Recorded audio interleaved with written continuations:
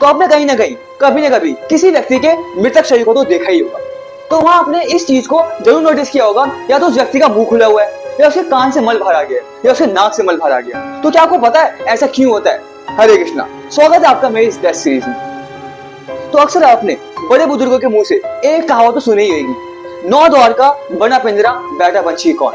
यानी जब व्यक्ति की मृत्यु हो जाती है तो आत्मा टोटल 9 जगह से बाहर निकल के आती है, जिसमें हमारी 2 आंखें, 2 कान, 2 नाक, 1 मुंह एवं 2 जन इंद्रिय सम्मिलित होती है।